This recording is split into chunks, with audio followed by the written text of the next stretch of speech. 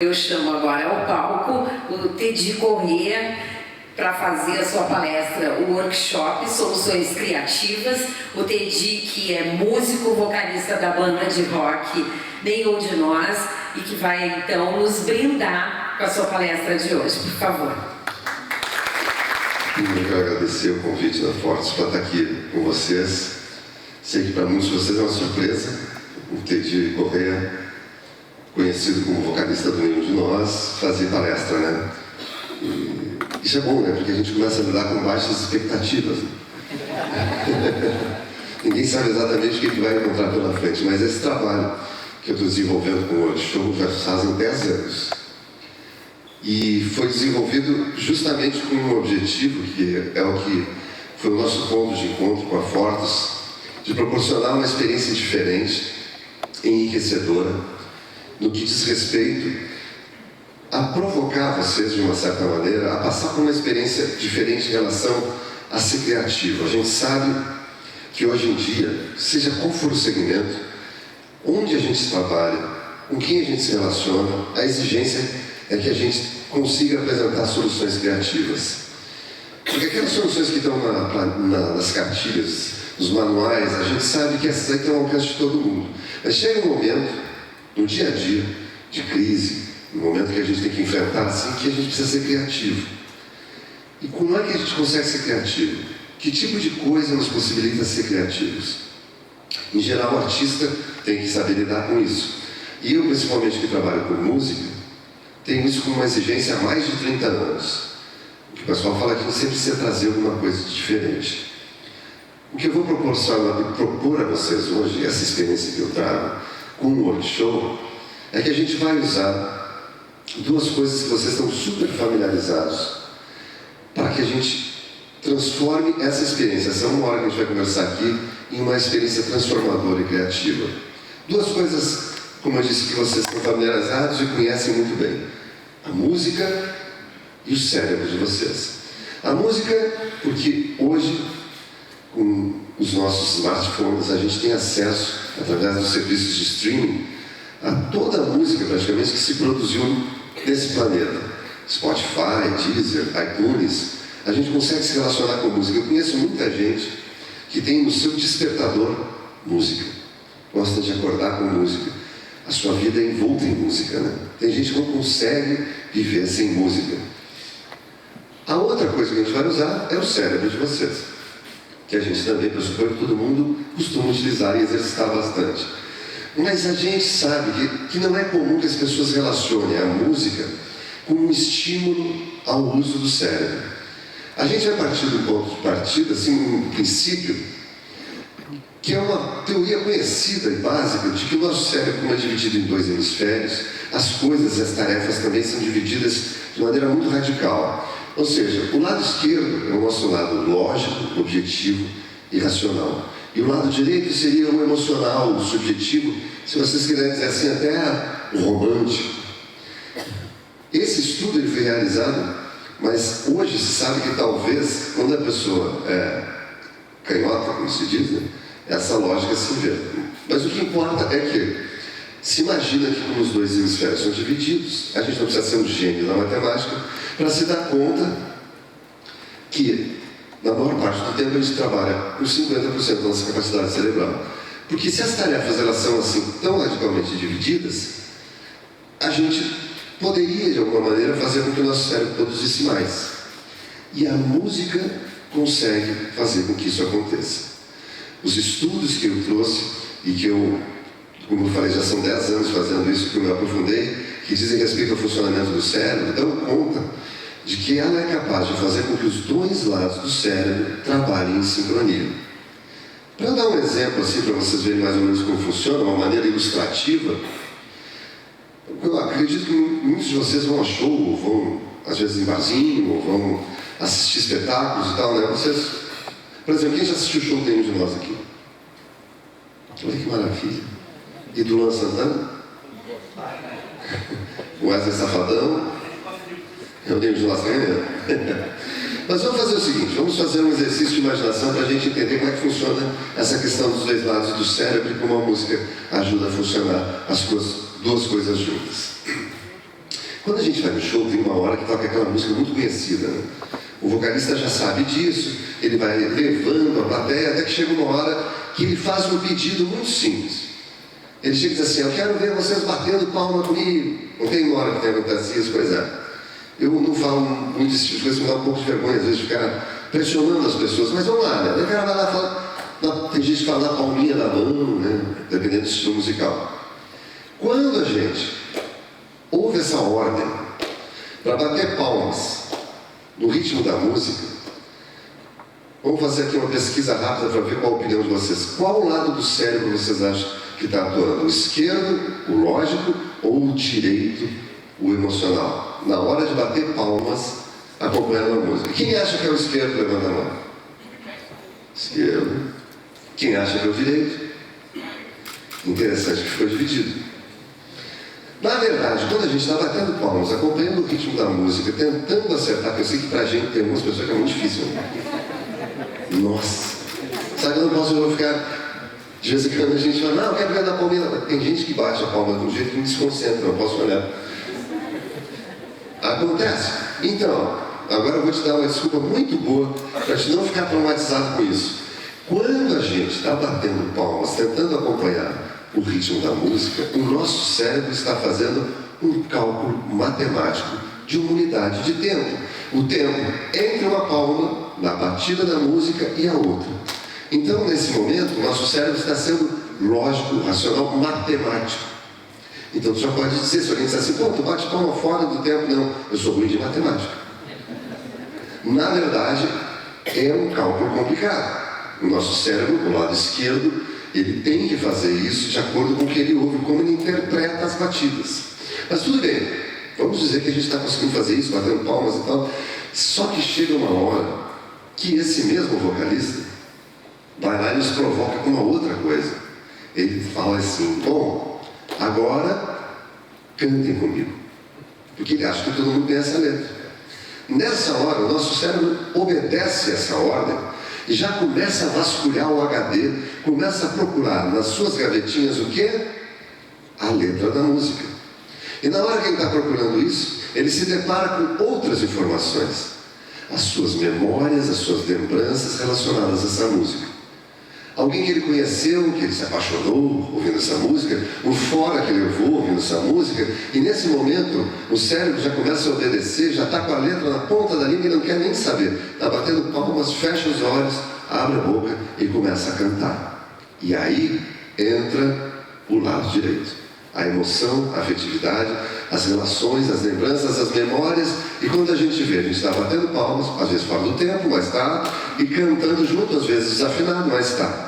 E nesse momento, os dois lados do cérebro trabalham sincronizados para cumprir essa tarefa que o vocalista nos colocou, de cantar junto. Parece fácil, né? A gente vai usar essa lógica para fazer com que vocês, de uma certa maneira, saiam da zona de conforto. Nós vamos propor para vocês, através de alguns exercícios simples, eu sei que a gente fala em exercício, já tem gente que começa a coçar a cabeça em palestra, é meio complicado, né? Vai falar, não, calma. Ninguém vai ter que segurar na mão da pessoa do lado, olhar no olho e dizer eu te amo. Nem vai ter que ir lá fora abraçar uma árvore, até porque está chovendo, né? Esse é o princípio que eu aprendi com as minhas pesquisas, principalmente com um cara chamado Oliver Sacks.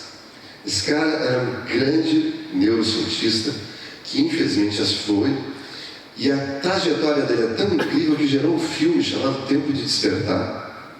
É um filme muito legal, onde ele aplicou esse princípio que a gente vai utilizar aqui, de, com a música, com essa conexão diferenciada, experimentar sensações diferentes. No caso de vocês, o que a gente vai fazer é o seguinte: através de uma visão musical, que eu vou conduzi-los através desse exercício, vocês vão enxergar o ambiente de trabalho de vocês, o dia a dia de vocês, as relações que vocês têm no trabalho, através de um filtro musical. Ele é criativo porque assim, eu vou percorrer um caminho até um certo ponto. De lá para cá são vocês que trazem a informação, e a gente se encontra nesse ponto criativo, nessa fagulha criativa que a gente vai trazer hoje à noite. Falando assim parece até um pouco complicado. Não é. Eu vou trazer isso e vou trazer também uma coisa que diz respeito à trajetória de nenhum de nós. Um pouco de experiência para compartilhar, já que se falou dos segredos, né? Na verdade não tem muito segredo. A gente começou com uns garotos estudando na universidade, sonhando em ter uma banda, ensaiando num bar, nesse lugar, nessa foto exatamente, que é um bar chamado Bangalô, que existia nos Altos da Protásio, foi escrita aquela canção que nos serviu quase como cartão de visitas, chamada Camila. Isso lá nos anos 86, 87, caras jovens que sonhavam em transformar o mundo num lugar melhor de se viver com a sua música. E aí lá em 87 até deixei, como se diz, o ano da foto, né? A gente foi gravar o nosso primeiro disco e essa trajetória foi longa, que continua até hoje. A gente tem mais de 17 discos, já tem o 18º, mais de 2.000 shows, 3 DVDs. Uma coisa impressionante é que a gente tem até o mesmo empresário todo o tempo da nossa história. Quem conhece um pouco da história da música, quando os outros falar em música e empresário, você parece que tem um picareta no meio, né? O meio é um meio arenoso mesmo, mas a gente teve sorte de encontrar um cara que acreditava na relevância daquilo que a gente fazia. Esse recorte de jornal eu gosto de trazer, porque foi um show que a gente foi fazer no Uruguai. E a nossa declaração assim, de intenções chamou a atenção, eles colocaram isso, porque um artista tem que fazer pensar e não apenas trazer o circo. Aquela história do pão e circo sempre foi a nossa pretensão, o nosso sonho como artista. Mas a gente vai falar disso mais adiante. O que a gente vai fazer agora? Os primeiros exercícios, vou contar com a ajuda do nosso DJ Hilton, ele está aí sentadinho, pronto. Essa foto aqui é meio estranha, né? Porque eu vou botar de novo, porque mas é o mesmo tempo de nós, ó. Esse é o trio que começou. Depois, são os mesmos caras. Tem gente que perdeu o cabelo, ou ficou parecido com a Ana Maria Braga ali no momento. Não, mas é que são os mesmos caras que estão juntos até hoje. E só para compartilhar uma coisa legal com vocês, assim, pelo menos para mim, o União de Nós começou, quando a gente era jovem, assim, principalmente eu e o Carlos, e um sonho que a gente tinha era fazer uma banda inspirados nos caras que a gente adorava, que era o Cleiton Cledir. Pois é, agora, antes de eu vir para cá, eu estava ensaiando com o Cleiton Cledir e a gente vai fazer um show juntos. Uma turnê que começa lá em Minas Gerais. Tomara que passe por Porto Alegre aqui para você assistir. Bom, vamos lá. Esse é o nosso primeiro exercício. Vamos começar a nossa experiência criativa tentando trazer uma fagulha criativa para vocês. Qual é a música que a sua equipe toca? Todos vocês aqui trabalham em equipe, certo? Tem uma equipe que vocês se relacionam. Se a gente quiser expandir o nosso exercício, podemos imaginar não só a equipe, empresa. Uma empresa que vocês se relacionam, empresa que vocês fazem parte. Se ela fizesse música, qual seria essa música?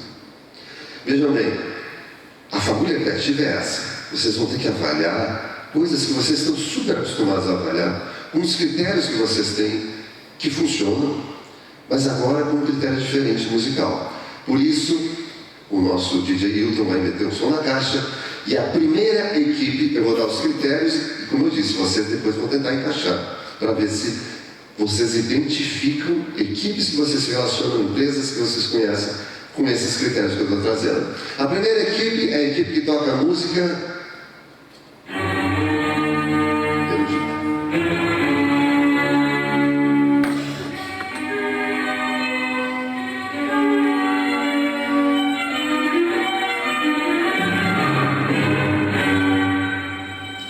Bom, isso que vocês estão ouvindo é uma orquestra, né? Todo mundo aqui já viu uma orquestra ou ao vivo, ou em televisão, ou em espetáculos e tal. É uma equipe formada por muitos integrantes. Violas, cellos, violinos, sopros, percussão. Bom, muitos integrantes. Poderia ser um caos, né? Porque tem muita gente. Mas nessa equipe, os processos todos são muito rígidos. Não existe espaço para dar um jeitinho. Porque todas as tarefas que essa equipe tem que cumprir estão escritas numa espécie de manual que se chama... Alguém quer chutar? Vamos ver se já tem alguém aí com a fagulha criativa. A partitura. Exatamente. A partitura fica na frente de cada integrante dessa equipe e todo mundo tem que tocar o que está escrito ali. Não pode sair. É rigoroso.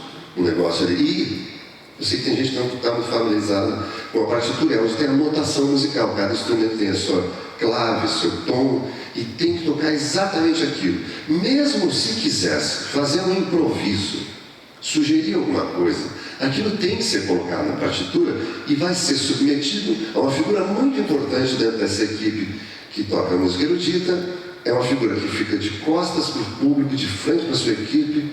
Tem uma varinha, mas não é mágico, é o maestro. O maestro manja muito de música, estudou muito, história, teoria. Ele conhece tanta música que ele é capaz de chegar no ensaio e dizer assim: o segundo violino está desafinado.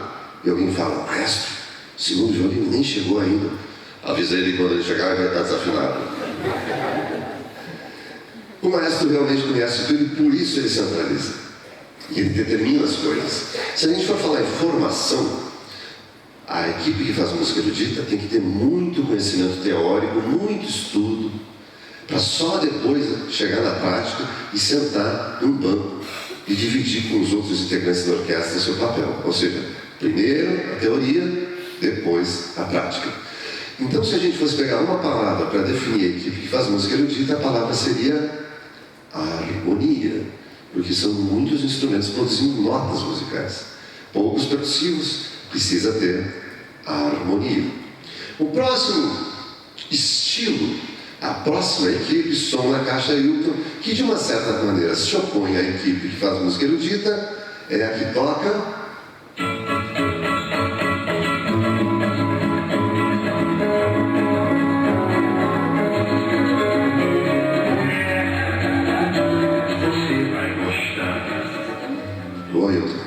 samba. Bom, começa que já não tem tantos integrantes, né? Apesar que às vezes a gente vê aqueles grupos de pagode na televisão, tem 60 pessoas no palco. Não, mas digamos que tem menos. O que já também não tem? O maestro. Também não tem a partitura. Então já sabemos, alguém poderia dizer: então é uma bagunça, né? É um caos. Se não tem maestro, não tem partitura, como é que ele se organiza? Aqui a gente vai fazer o seguinte: eu vou trazer um atalho já criativo para vocês e vou pegar um termo que a gente já vai relacionar com o ambiente de trabalho. Qual seria um atributo importantíssimo para uma equipe que faz samba? Já temos aqui alguém que soprou. Alguém mais quer falar? O ritmo. Para fazer samba tem que ser bem bom de ritmo. E se a gente imaginasse que ritmo é igual a prazo? Essa equipe é excelente para cumprir prazo. Como ela tem os processos um pouco mais informais, dá para dar um jeitinho, não tem o maestro, não tem a partitura. Se a gente tem uma tarefa que precisa ser cumprida dentro de um prazo apertado, a gente vai recorrer a essa equipe.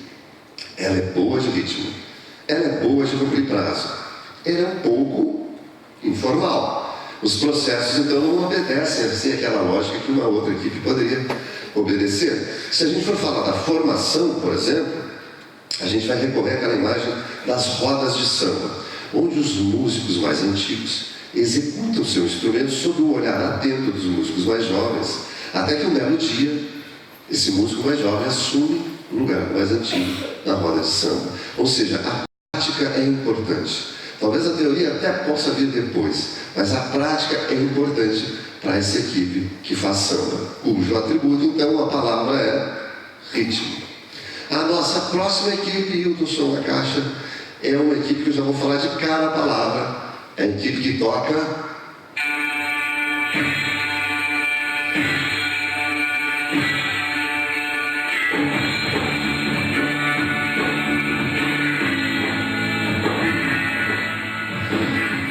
rock. Sabe qual é a palavra da equipe que faz rock? Inovação. Como a gente vai falar em inovação, né? Essa palavra às vezes parece que é um fantasma assombrando as pessoas. Mas por que uma equipe que faz rock é tão ligada na inovação? Porque o rock, dos estilos musicais, é o que melhor se mistura com os outros, se mescla. Porque ele tem uma marca. Quando a gente vê um cartaz do Rock in Rio, desses festivais de rock, o que sempre tem desenhado ou tem uma fotografia? Uma guitarra. E, em geral, aquela guitarra com formato de guitarra de rock.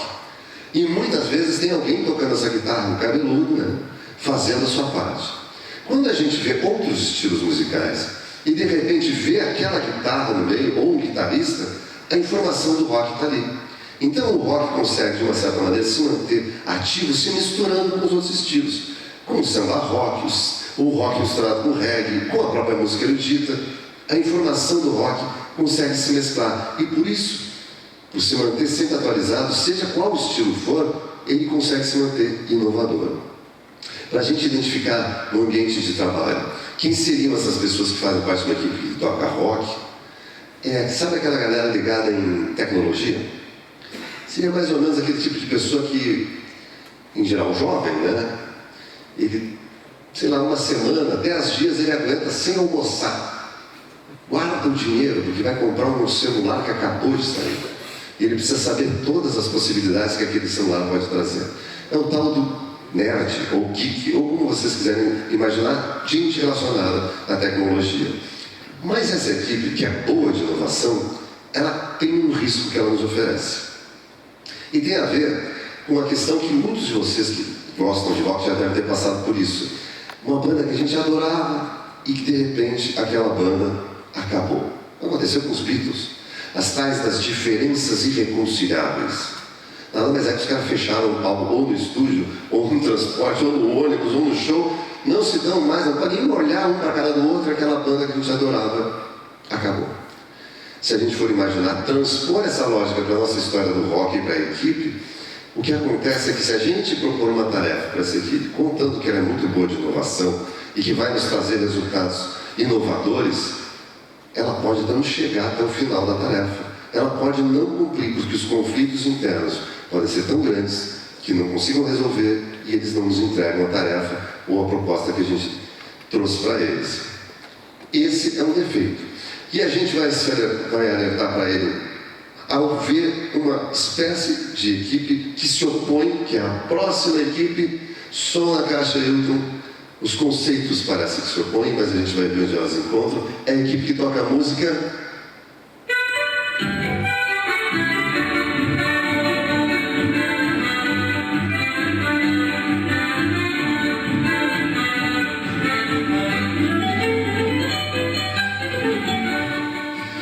Música folclórica.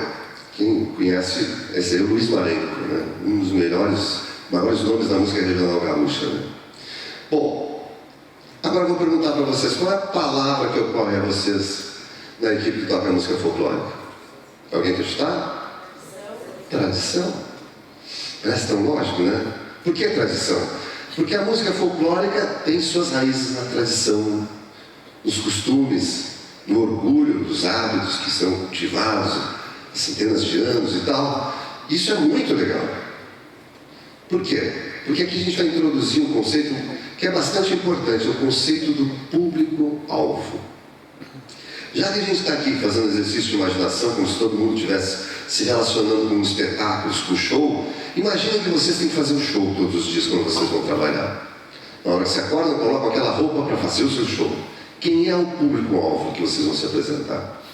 Se a gente for imaginar, de alguma maneira, por exemplo, de novo, vamos pegar um jovem que está chegando numa empresa que existe há 40 anos. Aí, cheio de ideias, por exemplo, o estagiário, né? O estagiário tem bastante ideia, né? Aí, ele chega e se dá de cara, no primeiro dia, com aquele funcionário que já está lá há bastante tempo, 30 anos.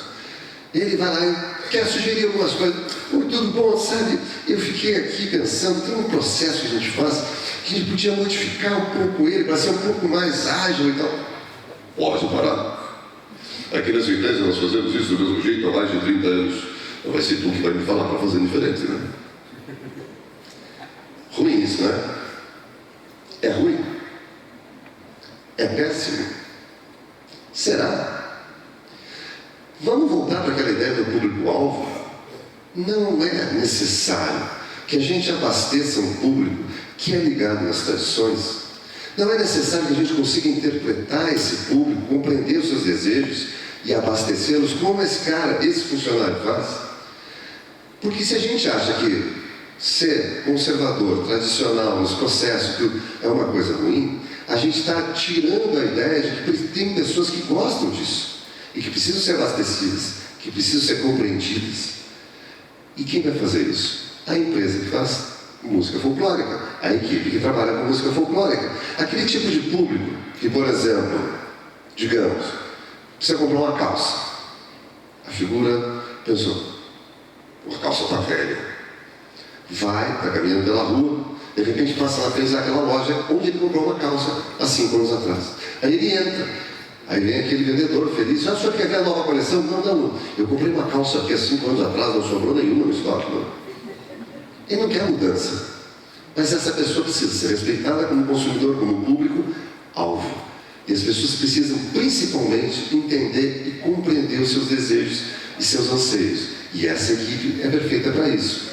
Quando a gente tem uma tarefa que é muito importante que ela seja cumprida exatamente, rigorosamente igual, porque o nosso cliente quer assim, essa é a equipe que a gente vai chamar. A equipe que faz música folclórica, que não faz nada diferente, mas essa é exatamente disso que a gente precisa. Vocês viram, a gente falou de música, mas falou de trabalho. 4 palavras: harmonia, ritmo, inovação, tradição. São palavras que se adaptam ao trabalho, mas se adaptam à música. E elas nos ajudam a interpretar o trabalho quando a gente vê pelo filtro musical. Imaginem, para a gente ser mais prático ainda, falando desse público que gosta de ser conservador ou que gosta das coisas exatamente do jeito que são e que a gente precisa interpretar e abastecer. Imaginem que às vezes alguém entra para se relacionar com vocês no escritório, de uma maneira, como é que a gente vai interpretar que é alguém assim? Às vezes a música nos ajuda a fazer essa leitura. O gosto musical revela muito da pessoa e a gente consegue interpretar isso. Então, se vocês quiserem ampliar isso, e esse exercício é o que eu proponho na Fagulha Criativa, para outros estilos, por exemplo, jazz. É uma equipe onde as pessoas são muito boas tecnicamente e gostam de correr riscos fazendo improvisos. Mas, por exemplo, o thrash. Eu dou nota muito alta para não assustar ninguém, mas qual seria o público-alvo dessa equipe aqui, ó?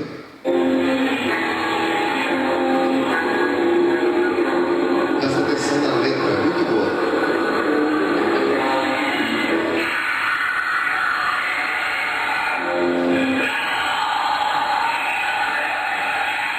Só tem que cuidar que às vezes o público-alvo está passando lá atrás de bicicleta e a gente nem vê. Claro que isso é uma brincadeira, mas é uma maneira de a gente imaginar que existem um sem número de pessoas que precisam ser abastecidas, compreendidas, e que a gente precisa se relacionar e que a música pode ser um recurso para isso. Essa troca, essa inversão de papéis, entendeu?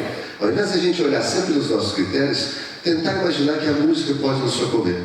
Isso acontece muito porque hoje, por exemplo, tem executivos, não é de hoje, né? E músicos que gostam de fazer essa troca de papel para se comunicar. Quando a gente vê o Nirvana, que era uma banda que era instigante, provocativa, vestida assim, é claro que eles queriam dizer alguma coisa que dizia respeito ao mundo corporativo. Assim como o Kraftwerk, que é uma banda alemã, inovadora de música eletrônica, só que quando a gente olha esses vestidos assim, parece que eles são do conselho gestor da Telefunk, um negócio assim, né? Mas o contrário também existe. Se a gente olhar esses caras, parece que estão fazendo música eletrônica nos anos 70. E esse cara que está de pé é o Steve Jobs. Um cara para lá de inovador, aliás, ele mudou a nossa maneira de se relacionar com tecnologia através de iPod, iPad, iPhone. Cada vez que ele ia lançar um produto novo, ele montava um circo que parecia um show.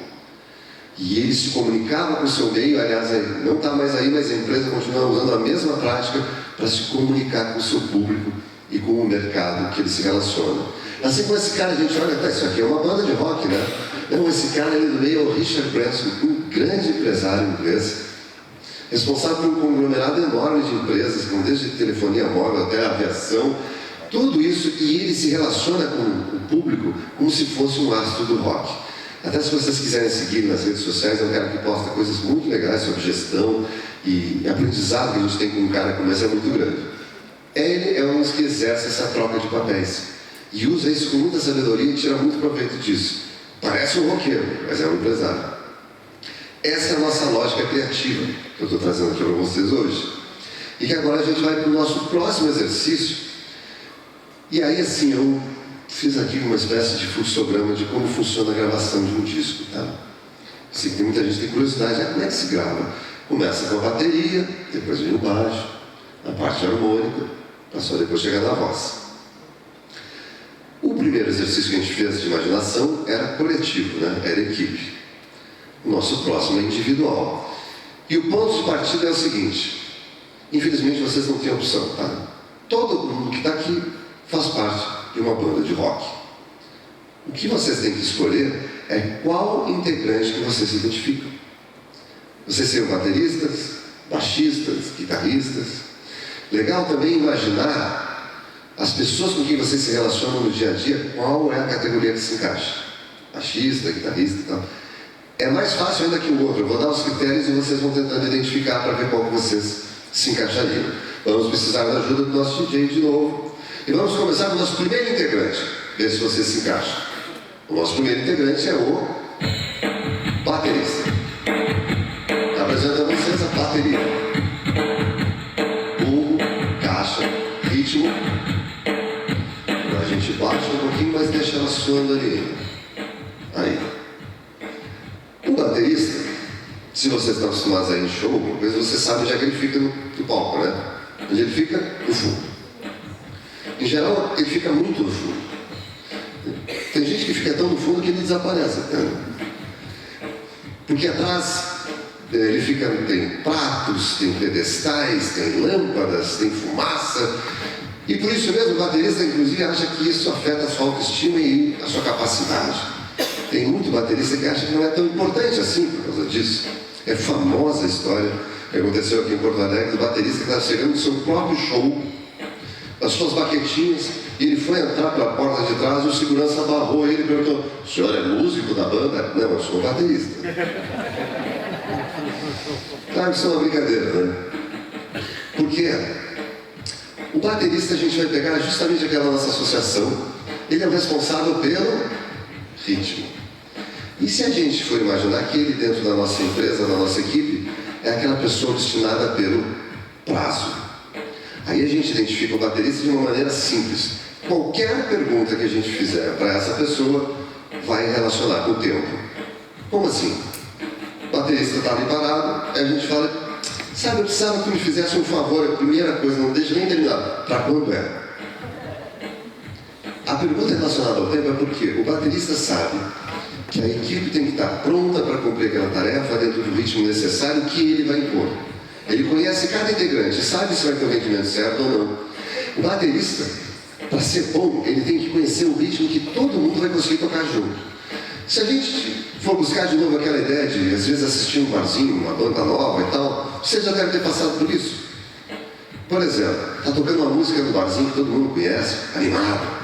Aí a pessoa está também um pouquinho animada, já tomou uma cervejinha, resolve fazer o quê? Pagar o mico de dançar. Aí está tocando uma música e começa a dançar.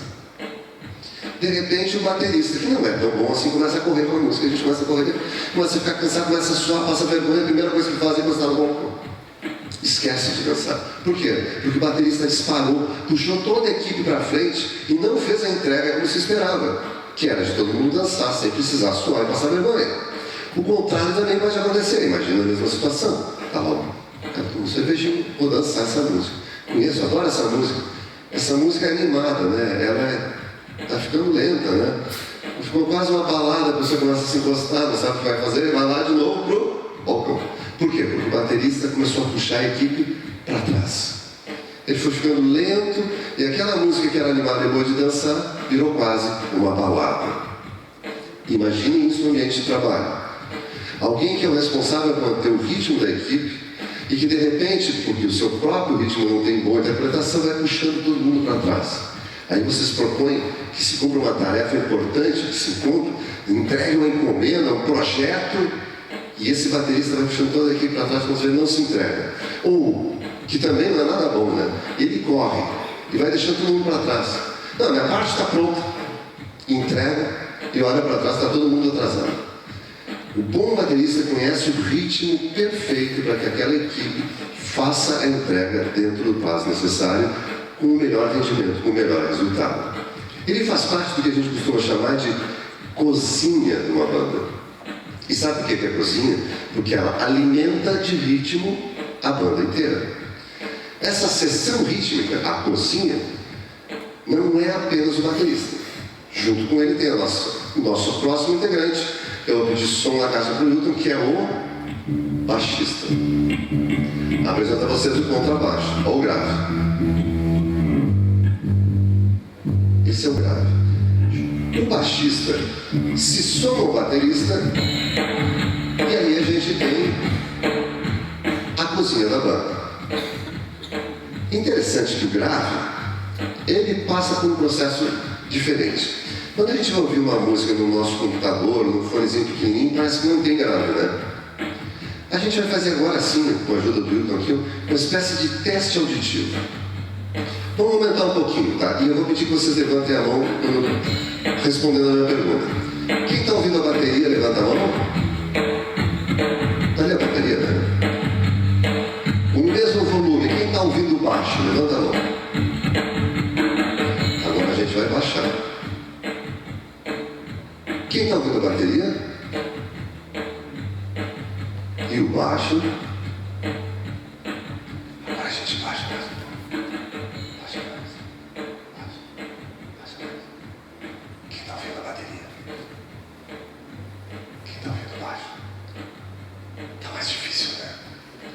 Acontece que a resposta do baixista, dependendo do som, do volume, é diferente.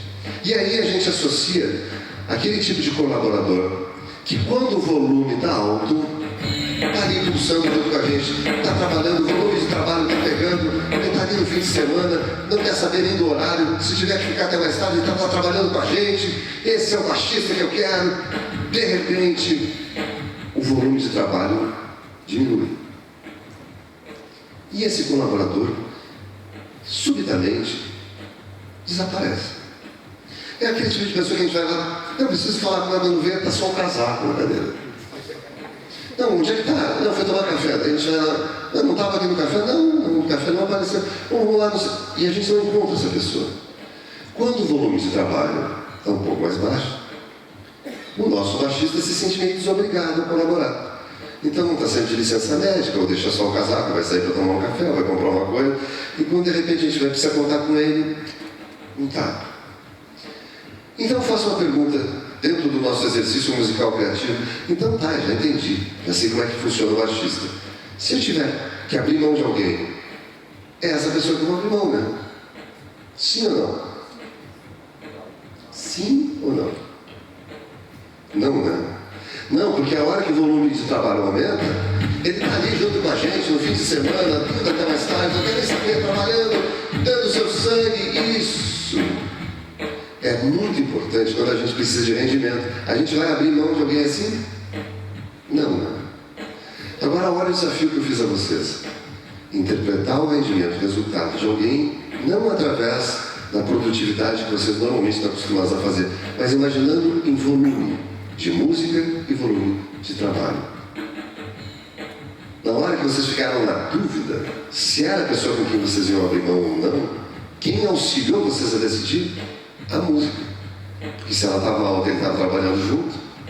O próximo integrante é mais desafiador ainda. O nosso próximo integrante é o guitarrista.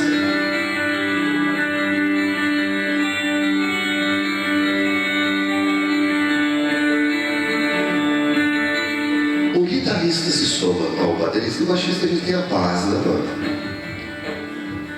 Eu vou dar a definição de guitarrista e vai ser muito fácil para vocês identificarem alguém no ambiente de trabalho assim.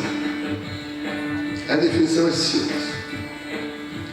O guitarrista é aquela pessoa que faz tudo parecer bem mais difícil do que na verdade é. Sabe que o sorriso é um sinal que a gente conseguiu a faísca criativa, porque vocês identificaram alguém, né? Mas por que será que o guitarrista tem a ver com isso? De novo, vamos lá. Vocês já viram o show de rock, esses festivais assim, tá lá o guitarrista tocando, normal, né? Em geral ele tá um ser humano normal, tocando, não parece se afetar muito. De repente, as luzes diminuem do palco, vem um canhão de luz, ele vem para frente do palco e começa a fazer um solo. Aí começa o drama. Está fazendo uma nota. Aquela, sabe? Aquela coisa da vibração, assim, mas é uma nota. Para que todo esse drama? Aí, cara, não é assim que eles fazem. A impressão que tem, às vezes, o cara está passando mal até. Porque, quer que eu chame essa SAMU, alguma coisa assim? E está lá ele. Um sofrimento, um drama. Não é assim que os guitarristas fazem no frente do palco? Todo esse drama para fazer uma nota só. Então já entendi. Já tenho uma interpretação do guitarrista. É aquela pessoa que faz muito drama e produz pouco. É isso? Vocês agora não caem mais no truque, né? Mas seria isso, né? No primeiro momento pode ser. Mas aí a gente vai buscar a história. Passa mais um pouquinho, Milton. A história do rock. Não existe uma boa banda de rock se o guitarrista não for bom. Alguém vai perguntar, mas fazendo uma notinha só? Exatamente. Costuma-se dizer que o bom guitarrista ele é a alma da banda. Se a gente for lembrar dos Rolling Stones, todo mundo fala do Mick Jagger, mas diz que a alma da banda é o Keith Richards. Se a gente for falar do Led Zeppelin, todo mundo lembra do Robert Plant, mas a alma da banda é o Jimmy Page. E assim, em todas as grandes bandas tem um grande guitarrista, com essa história de fazer uma notinha só. Porque tem um folclore que explica isso. Uma coisa que diz respeito ao mercado da música, que é a nota de $1 milhão. Alguém vai falar, como? Uma nota de papel? Não. Essa notinha que ele está fazendo é a nota de $1 milhão. Porque o guitarrista, para ser bom, ele tem que ter uma leitura diferenciada, uma sensibilidade à flor da pele, que ele consegue interpretar o momento exato, preciso, para colocar aquela notinha vibrando no tempo e na duração que ela tem que vibrar, para que naquele momento o público escuta, se conecta com a canção, se emociona com ela, quase chora e aquela canção se transforma num sucesso e vende $1 milhão. O guitarrista faz a mágica com uma notinha. A sensibilidade que ele tem é diferente de todos. Porque em pouca coisa ele muda o rumo de toda a banda, se for o caso. Agora, olha que estranho isso, mas eu estava entendendo que, poxa, o cara faz só uma notinha e produz pouco, né? Esse é o nosso desafio hoje. Tentar fazer uma leitura diferente de coisas que a gente está tão acostumado a ver e a interpretar. Quando eu falo isso, é porque dentro do ambiente de trabalho de vocês devem, de repente, ter pessoas que vocês acham diferentes. Que vocês não entendem bem como tirar o melhor delas.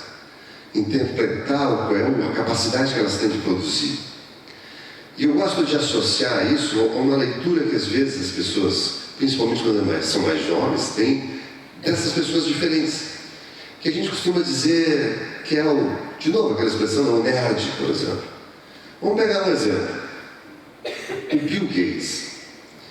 Imagina aquele cara já estranho hoje. Imagina quando ele era mais jovem, com aqueles cabelos ruivos, cheios de sapo, os óculos gigantes. O que acontecia com ele? Ele sofria bullying. As pessoas não conseguiam enxergar que aquele cara ia chegar onde ele acabou chegando. Ia fazer a entrega que hoje ele faz, de mudar o mundo com a sua tecnologia e ser um dos caras mais ricos do mundo. Durante um período ele foi mal interpretado. As pessoas não conseguiam entender.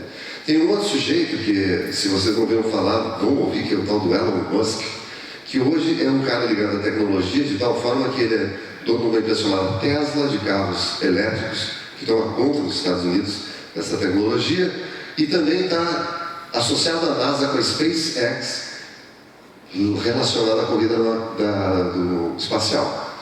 Uma mesma pessoa, e ele tem outras coisas. Esse cara, olhando para ele, parece normal, ele não tem sardas nem cabelo ruivo, mas esse cara sofreu muito bullying quando era jovem. Porque também a sua timidez era mal interpretada. Ninguém conseguia imaginar que ele era seria um dia alguém que chegaria onde ele chegou. E eu falo isso para vocês porque será que no dia a dia de vocês, no ambiente de trabalho de vocês, não tem alguém assim? Que vocês têm dificuldade de interpretar o seu comportamento, a sua conduta, suas ideias, ou até mesmo assim, olha, não sei qual é que é dessa pessoa.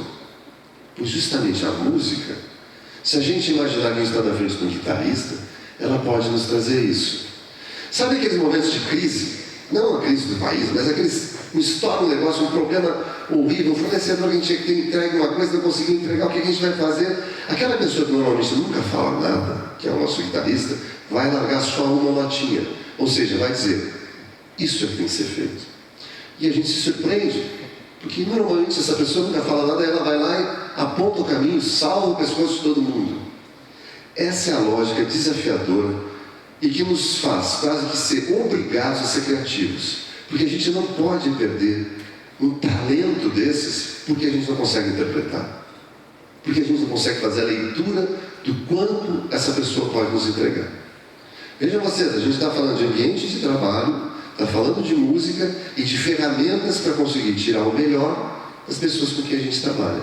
E tirar o melhor é isso, interpretar, decifrar e de alguma maneira criar os caminhos e as ferramentas para que alguém nos dê mais produtividade e mais resultado. O nosso próximo integrante é uma figura que também trabalha com essas perspectivas. Som na caixa é o tecladista. Só o teclado, apresento para vocês.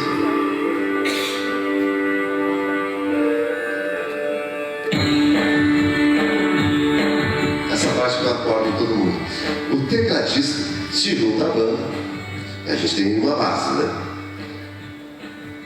O sonho do tecladista era, você sabe o que é? Guitarrista. Só que ele fica onde? Lá no fundo do palco também, tocando aqueles teclados e tal. Só que o tecladista, em geral, é alguém que estudou piano. E o piano não tem jeito, a gente tem que aprender muita teoria, aprender a tocar as peças clássicas. Para ser um bom tecladista tem que ter muito estudo. Imagina que ele, com todo esse estudo, ele fica lá no fundo do palco também, junto com quem? Aquele cara que nem músico, é o baterista. Claro que isso é uma brincadeira, mas o sonho dele era ser o guitarrista, sabe por quê? Porque ele queria ter o seu momento de glória. Então imagina, ele estava lá tocando o seu teclado, solo do teclado, pega o teclado e vai lá para frente, carrega, faz o solo, volta. Então funciona, né? Não é assim. Mas ele ocupa seu lugar e ele tem uma importância muito grande. Pode baixar mais um pouquinho, mas deixa soando. Porque a gente vai associar ele ao famoso cara que resolve tudo.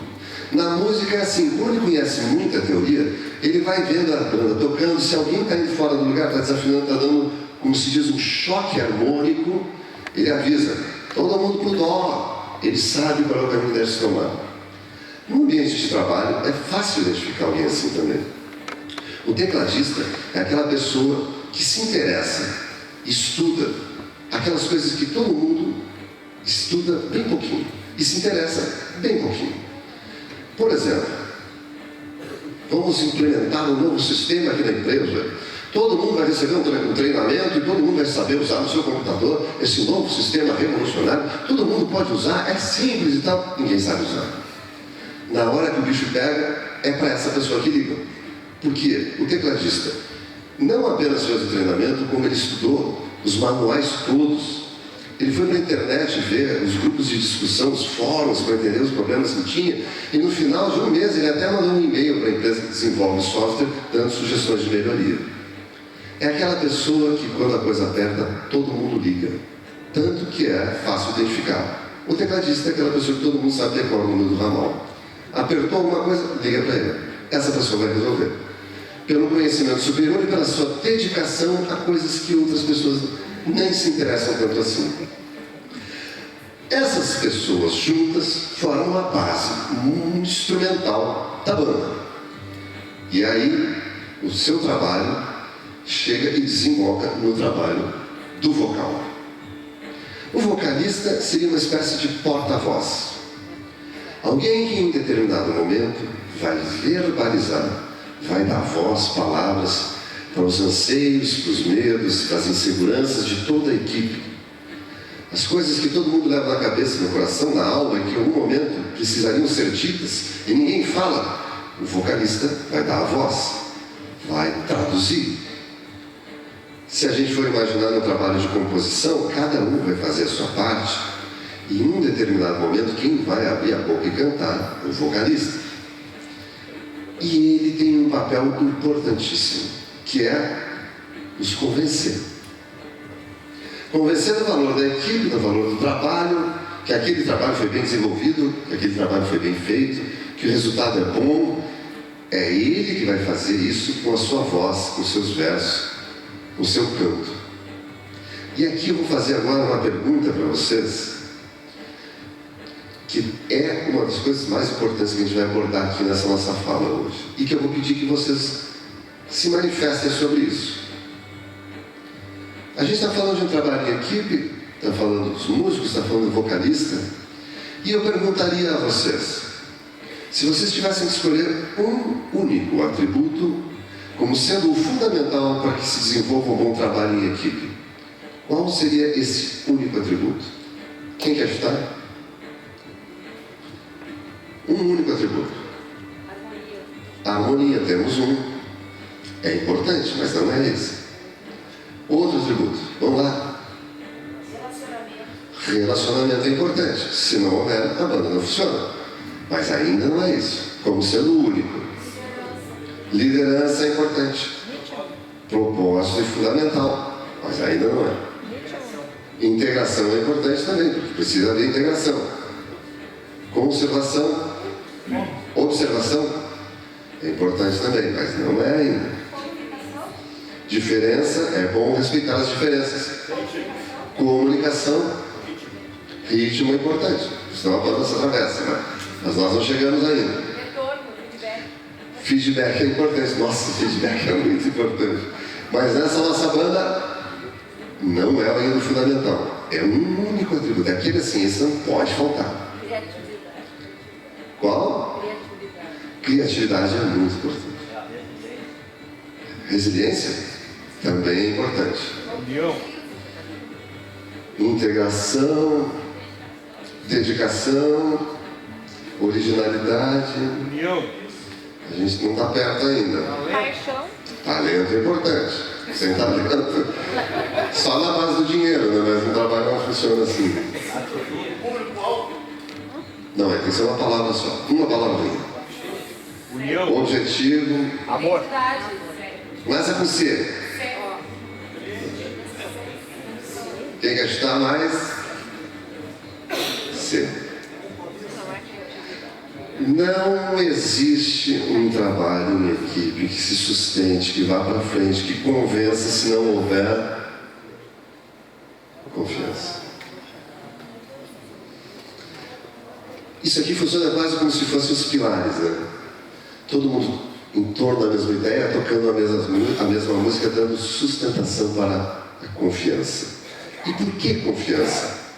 Porque na hora que o vocalista vai abrir a boca e ele tem que nos convencer que aquele trabalho foi feito, que o resultado é bom, ele tem que confiar que o baterista é perfeito, vai dar o ritmo certo que aquela equipe precisa, que o baixista, na hora que o volume aumentar de trabalho, ele vai estar ali pulsando, que o guitarrista é capaz de produzir aquela nota de $1 milhão, e que se alguma coisa estiver dando errado, o tecladista vai saber resolver, porque na hora que ele abre a boca, que ele solta a voz, essa confiança se traduz de tal forma numa segurança que nos convence, que nos faz acreditar que aquele trabalho foi bem feito, foi bem desenvolvido, vai ter sucesso. Para a gente entender isso de uma forma simples, basta ver o contrário. Às vezes a gente vê com artistas mais jovens, aquela voz sai trêmula, não tem segurança, parece que não tem confiança no trabalho, e ela não nos convence, não nos emociona, não nos bate. Aquela voz que sai firme, confiante, que acredita no que foi feito, que não precisa nem olhar para trás para saber que tem aquela equipe trabalhando como precisa, ela nos convence. E a canção faz sucesso. Veja que tem gente que, quando vai falar disso, fala muito em comprometimento e tal. Tem gente que fala assim, não, mas eu visto a camiseta. Eu visto a camiseta. Tenho certeza que isso é o suficiente. E aí tem uma imagem que é muito boa para a gente entender, e o rock nos ensina mais isso, que às vezes só vestir a camiseta não basta. Essa é a banda Kiss. Esses caras sonharam em ser uma banda de sucesso. Quando lançaram o primeiro disco, era uma banda comum, vestidos como pessoas comuns. E o disco não fez sucesso. E eles se deram conta que para chegar onde eles queriam, para atingir o objetivo, eles tinham que dar um passo além, se comprometer mais. Usaram um figurino maluco, os cabelos extravagantes, abriram mão da identidade, pintando o rosto, as pessoas nem sabiam quem é que estava por trás dessa pintura. E com esse grau de comprometimento, comprometimento, eles se transformaram numa das bandas mais adoradas da história do rock. Então, quando a gente imaginar que só vestir a camiseta basta, lembrem do Kiss. Às vezes a gente precisa ir um pouco mais além. A gente precisa se comprometer um pouco mais.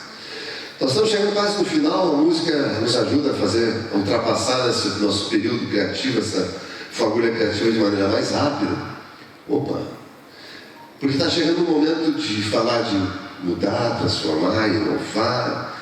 Essas coisas que ficam batendo assim na nossa cabeça e que a gente fica pensando, puxa, quando que eu vou fazer isso? Quando que eu vou mudar, transformar, inovar? E nesse momento, assim, só para a gente dar um tempo para vocês pensarem numa perguntinha, que é o que é inovação, eu vou pedir para o Wilton me viabilizar aqui. Posso tocar uma música para você? Sim ou não? Estava escondidinho aqui, ó, um violão. Então eu vou tocar uma música enquanto vocês pensam a respeito dessa pergunta sobre o que é inovação. Essa música que eu vou tocar aqui, ela tem a ver com isso que a gente está falando, de mudar, transformar e inovar. Sabe por quê? Porque tem gente que acha que o momento para mudar, transformar e inovar é algo que pertence a eles. Eu vou decidir a hora que eu tenho que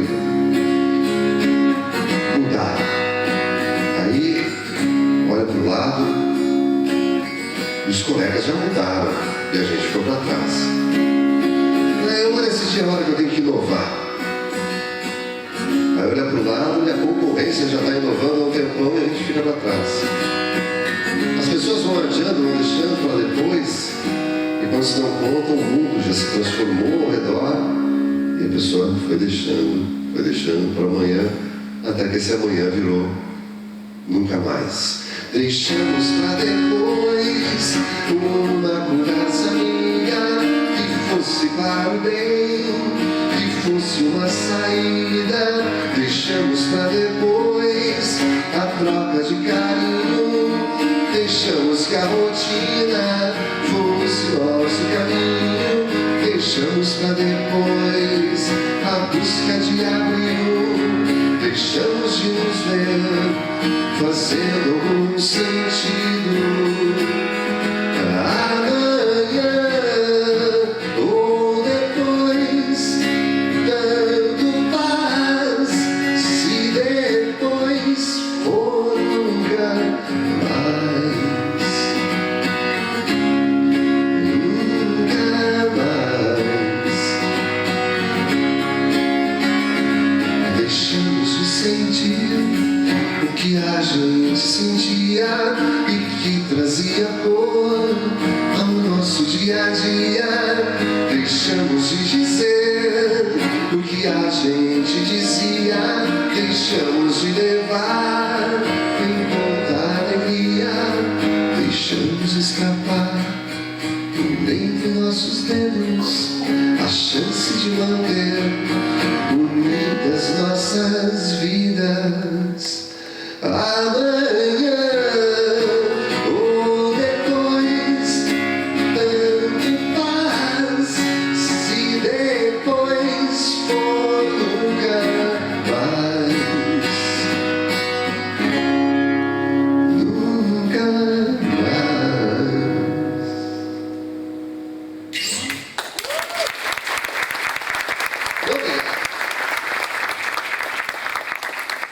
E aí, pensaram o que é inovação? Não, né? Fiquei tocando aqui e atrapalhei vocês. Mas eu gosto de dizer que inovação, cada um tem que encontrar o seu significado. Aquilo que diz respeito à sua formação, aos seus objetivos, onde quer chegar com a inovação. Então não é uma coisa estanque que cada um tem que seguir uma regra, cada um tem que encontrar o seu significado para a inovação. E a gente vai buscar na música 2 exemplos de alguém que não soube inovar, de alguém que sabe inovar, para nos ajudar a encontrar o nosso próprio significado de inovação.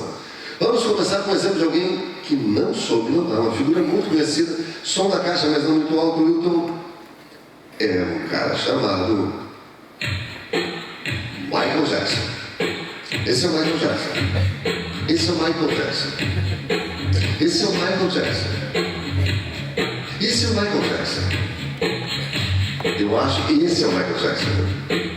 Na verdade, esse é o Michael Jackson. O Michael Jackson foi um cara que atingiu uma venda estratosférica quase sai da tela, lá em cima com um disco chamado Thriller, que ele passou de 100 milhões de cópias. O disco mais vendido da história da música, um sucesso planetário. Nessa época, os mais jovens não vão se lembrar, todo mundo tinha disco Thriller em casa. Todo mundo. Lembro de eu chegar na casa do meu avô e encontrar o disco lá. Vô, o que tu está fazendo com esse disco? Eu não sei, todo mundo comprou, comprei. Mas todo mundo tinha esse disco. Era um sucesso incrível. E ele foi extremamente inovador quando ele lançou. Naquela época não se acreditava que videoclipes ajudariam a vender um disco. Ele fez vários videoclipes incríveis, Billy Jean, essas coisas, que ajudaram a vender o disco. Ele fazia shows com passos de dança que ninguém tinha visto antes, Walk on the Moon e tal, que eram inovadores. O comportamento dele era um comportamento que trazia todo mundo coisas boas, legais. Poxa, não foi à toa que chegou onde chegou. Músicas maravilhosas, um cara inovador. De repente, o desafio de continuar sendo inovador e vendendo muito.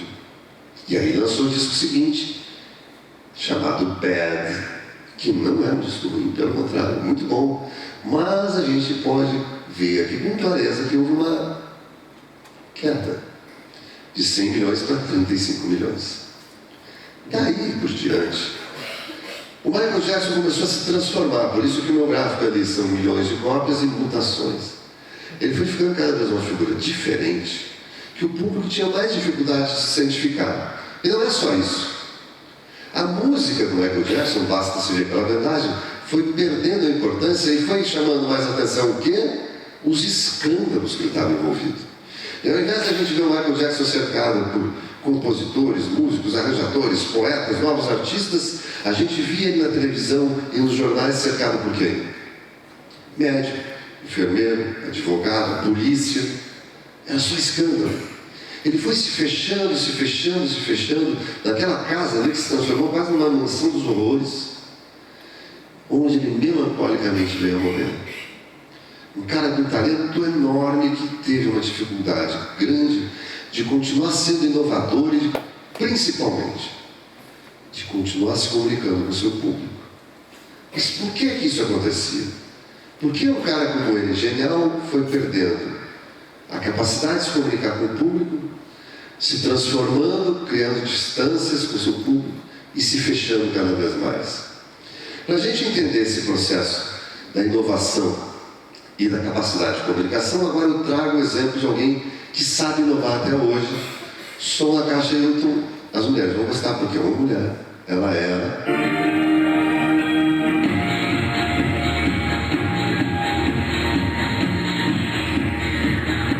Essa é a Madonna, hein?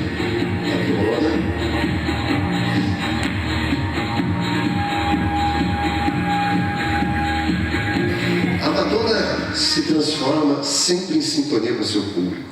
Parece que ela consegue interpretar, ler, ela até não é uma grande vendedora. Se a gente for olhar aqui tem uma queda que tem a ver com aquela época que se fazia um negócio que hoje parece ficção científica, que era o tal do download ilegal de músicas, que é qualquer companhia de tecnologia. Não, isso não existiu alguma vez, que se fazia assim. Tinha uma época que essas pessoas baixavam música sem pagar. Aí o que aconteceu? Vieram os serviços de streaming, hoje todo mundo ouve, e esse negócio passou. Mas ela passou por isso, mas até hoje a Madonna é uma artista de enorme relevância para o mercado. Basta a gente ver, quando vem esses festivais grandes, o Rock in Rio, Lollapalooza e tal, que vem as artistas que estão bombando, todas elas citam como referência a Madonna. Seja a Katy Perry, a Rihanna, a Lady Gaga. Aqui no Brasil, uma grande artista, vocês podem não gostar da música, mas ela é uma grande artista, é a Anitta. E a Anitta cita como grande referência para ela a Madonna. Por que a Madonna consegue ser assim inovadora, relevante até hoje? Lançando seus discos, e cada vez que ela vai lançar um disco, o mercado se volta para ela, para ver o que ela vai aprontar. Eu vou contar uma história que não ocorreu exatamente assim, mas serve para ilustrar o que eu quero dizer a você sobre a Madonna. Quando ela foi fazer um show na última turnê dela, que passou pelo Brasil, em São Paulo, ela marcou um dia, que foi no Morumbi, botou os ingressos a vender que se esgotaram rapidamente. E o pessoal falou, pô, vamos abrir mais uma data e tal. E conseguiram um outro dia, só que era 3 dias depois. Então, num intervalo de 3 dias, teve um show e o outro. Nesse período, nesses 3 dias, toda a imprensa, os paparazzi, foram para frente do hotel da Madonna, esperando ela sair, para justamente fotografar ela indo para umas festas que os patrocinadores, que a elite, que o pessoal bacana lá de São Paulo estava promovendo para ela. Principalmente festas de patrocinador e tal, né? Então todo mundo achou, bom, vai sair a qualquer momento, então ficavam lá os paparazzi esperando a Madonna sair. E ela não saía. E ela não saía, ela não saía. Aí, bom, vamos lá para a festa lá, que eu acho que vamos pegar ela chegando na festa. Aí ficavam lá os paparazzi chegando, né, esperando ela chegar, e ela não chegava. E ela não foi nas festas. Mas como? Festa de patrocinador, uma festa bacana, ela tinha que ir, como é que ela não apareceu? Ficou aquele mistério, ela fez o show, foi embora, e as pessoas, mas o que ela ficou fazendo esses 3 dias? Ficou encerrada no hotel? Como já existiam as redes sociais, em pouco tempo se descobriu o que a Madonna ficou fazendo esses 3 dias. Sorrateiramente, ela frequentou, durante todo esse período, as casas noturnas de música eletrônica da Rua Augusta. Ela saía com a sua turma sem que ninguém visse, chegava lá para observar os DJs, começou até a encomendar remix para os caras, dançava na pista de dança junto com o seu público, o segurança já sabia até quem era, o barman já sabia qual era o drink que ela gostava, ela se misturou com o seu público. E quando ela saiu do Brasil, foi para o mundo a informação de que a Madonna tinha a música brasileira em suas mãos. E não foi diferente. Ela lançou um disco que tinha influência da música eletrônica que era feita aqui.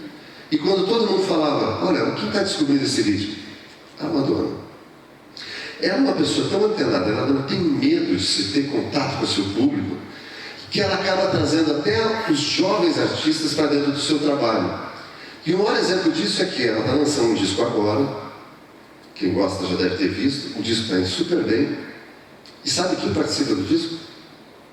A Anitta. Ou seja, ela tem uma visão tão clara do potencial que ela tem, de como ela consegue fazer um ciclo que para ela é um grande proveito inovador, que ela traz aquela pessoa que diz, não, mas ela é a minha influência, ela está lá. E assim como outros artistas. Então a Madonna consegue fazer com que o seu trabalho siga importante, relevante, porque ela não tem medo do seu público. Ela vai tomar contato com ele. É o contrário do Michael Jackson. É fácil, a gente lembrava. Michael Jackson estava sempre isolado, longe do público, não se relacionava. E a Madonna se mistura com o seu público, entende o que passa na cabeça do público, interpreta melhor e traz isso de volta para o seu trabalho, mantendo assim o nível de excelência que ela tem. Parece simples, né? Seria fácil todo mundo fazer assim, mas não é. O que acontece é que a Madonna é um exemplo como outros tantos, que é bem sucedido, mas a gente precisa observar o caso do Michael Jackson. E aí eu pergunto, claro que não precisa levar em conta a questão de gênero. No dia a dia de vocês estão mais para Madonna ou para Michael Jackson? Aquele conhecimento que vocês adquirem, vocês guardam para vocês ou vocês compartilham? Vocês enxergam que é o momento que vocês compartilham, todo mundo que está ao redor cresce junto? Ou vocês guardam para algum momento que aquilo vai servir como um ganho particular, individual de vocês? É só para reflexão, porque eu sei que a gente não vai responder isso agora e nem deve. A nossa parte final agora, para não botar muito alto, ela diz respeito a um passo muito importante que essa decisão envolve. E vai, para mim, em direção a uma banda que eu adoro, que é um grande exemplo de uma empresa, de uma instituição que funciona muito bem. Som na Caixa Hilton, são os caras chamados YouTube. Inovadores, são. Sempre mudando de visual, de música. Esses caras estão juntos há mais de 40 anos. E se alguém vai perguntar desses caras, como banda, como instituição, nunca ninguém ouviu falar nada que desabonasse escândalo. Qualquer coisa, claro, você imagina, esses caras convivem há tanto tempo, eles já não brigaram, já não teve conflito, claro. Mas nunca vazou, nunca chegou no público, nunca ameaçou a continuidade deles. Porque eles têm uma noção muito clara de uma relação que eu trago para vocês e que deve ser parte do que a gente é no nosso dia a dia, né? A noção de liderança. Quando a gente vê o Bono nas capas de revistas, A gente olha, tá, esse é o cara da banda, né? Mas está sempre escrito U2 em algum lugar. Está lá o Bono, está lá escrito U2. Está lá o Bono, está lá escrito U2. O Bono, U2. Até um certo ponto que a Time, a revista mais importante do mundo, um dia perguntou: o Bono pode salvar o mundo? Nessa época ele estava envolvido com aquelas causas assistenciais e tal, né? E ele realmente conseguiu mobilizar lideranças. Mas o que isso tem a ver com a questão da liderança da banda? Quando vocês veem a imagem do Bono, vocês lembram do U2. É forte isso. E se vocês procurarem, jamais vão encontrar uma entrevista ou uma declaração dele dizendo assim: eu sou o líder do U2. Não existe. Porque esse cara sabe que ele representa muito mais do que isso. E agora a gente traz esse universo para o dia a dia de vocês. Vocês já pararam para imaginar que no dia a dia de vocês cumprem uma função parecida com essa? Que quando vocês andam por aí, se relacionam dentro do mercado, as pessoas olham para vocês e associam ao lugar que vocês trabalham, a empresa que vocês fazem parte, o propósito dessa empresa, os valores dessa empresa. Quando vocês andam por aí, vocês carregam isso que nem um Bono. Vocês já pararam para pensar isso? Que de uma certa maneira vocês exercem uma liderança ao fazer isso? E aí, eu sei que é um desafio para a gente imaginar isso, porque as pessoas entendem, em geral, quando elas andam por aí pelo mercado, elas não têm essa noção do quanto elas representam. Mas aí a gente tem que dar um passo à frente e fazer questão de representar. De garantir que esses valores, esses propósitos dessa empresa fazem parte do que eu sou, onde quer que eu vá. Defender isso. E isso é uma coisa importante, porque hoje se fala muito sobre a questão do propósito, né? A gente fala sobre isso. E aí, eu vou encerrar com um exemplo que eu digo que é divertido e meio ridículo, que é o que eu chamo de dança da liderança. É o nenhum de nós fazendo essa dancinha ridícula, nos meus tempos de cabelo estranho. Não que esteja muito melhor agora, mas enfim. Como é que funciona essa dança da liderança para a gente entender esse negócio de dar um passo à frente e assumir? Os últimos dois caras que entraram na banda, um deles é esse aqui, o João Vicente. Fica escurinho aqui, João. Aí, o outro cara ali é o Verbo. Esses dois caras vieram da música regional gaúcha. O João Vicente tocava com os Fagundes e o Verbo tocava com o Borgetinho. Quando nenhum de nós vai tocar na Califórnia, na Canção Nativa, na Moenda, na Coxilha, nesses grandes festivais de música regional, quem vai na frente? Quem dá o passo para frente? O Verbo e o João. Porque nesse meio eles são admirados, as pessoas respeitam, e quando eles chegam, todo mundo fala: aí chegou nenhum de nós, e nós todos somos bem recebidos. Quer ver um outro exemplo que ajuda muito a gente a entender isso? Um outro integrante do de nós, o Sadi, o gordinho da bateria. O Sadi é engenheiro químico formado, e desde que eu o conheço, ele estuda profundamente a questão da fabricação da cerveja. Tá certo, eu sei, ele bebe também, não vamos falar, não. Mas ele realmente é um cara que estudou muito, a tal ponto que hoje a opinião dele é uma das mais respeitadas do Brasil. Tanto que ele faz parte desse reality, né, do mestre cervejeiro da Eisenbahn, ele é um dos jurados. Quando nenhum de nós vai tocar na Oktoberfest, em Blumenau, na Igrejinha, em Santa Cruz, ou na festa do show da linguiça, que está todo meio cervejeiro lá, quem vai na frente? O Sadi. Porque ele é respeitado, admirado, as pessoas adoram ele. Quando ele chega, fala todo mundo: ei, chegou nenhum de nós, e todos nós somos bem recebidos. Na dança da liderança, em algum momento, alguém vai dar um passo para frente. Importante, né? Mas se é uma dança, o passo para trás também é muito importante. Que os outros dão, as outras figuras, os outros componentes, quando eles dão um passo para trás, eles legitimam aquela liderança. Eles acreditam que naquele momento, aquele que deu um passo para frente vai trazer melhor resultado. E aí a gente tem que deixar para o lado a vaidade, a ambição, em nome do bem comum. Porque aí entra aquela figura que às vezes a gente ouve falar muito, do tal do chefe, que se mistura com o sentido do líder. Porque o líder é orgânico e o chefe às vezes está ali só porque ganhou um crachá, porque não consegue liderar. E esse é o grande desafio. A gente exercer a nossa liderança mesmo que a gente não tenha aquele crachá. O líder, ele vai saber dar um passo para frente, na hora que ele vai dar o maior resultado. Mas se ele for bom mesmo, ele vai saber dar um passo para trás, na hora que alguém vai trazer um rendimento melhor e vai fazer uma entrega melhor. Isso tem a ver com o engajamento que a gente falou antes, o comprometimento. Tem a ver com o propósito. Que cada um tem que ter no seu dia a dia. Que cada um tem que ter quando levanta de manhã para fazer o seu trabalho. É a tal da razão de viver, que hoje se fala muito. Muitas empresas hoje, inclusive, têm esse fator como principal para a contratação, menos até que o currículo, se a pessoa tem um propósito. Porque com ela, a gente consegue atingir a mente criativa, com um propósito. Fechamos o ciclo, quero agradecer muito a vocês a atenção, mas eu não vou deixar vocês terem sem pagar um mico. Como assim pagar um mico? Eu não preciso abraçar a árvore e nem ficar se olhando, eu te amo e tal. Tira o som agora, Ailton. A gente vai chegar numa parte lá. Lembra que eu falei a história de bater palma, que ia ser difícil, que uma hora, não sei o quê? Vocês querem ver agora como é que está funcionando isso na cabeça de vocês? Vamos fazer um teste do lado esquerdo e do lado direito do cérebro? Traz o som aí. Eu gostaria de ver o lado esquerdo de vocês atuando, batendo palmas no ritmo. Aumenta mais um pouco comigo. Ó, comigo.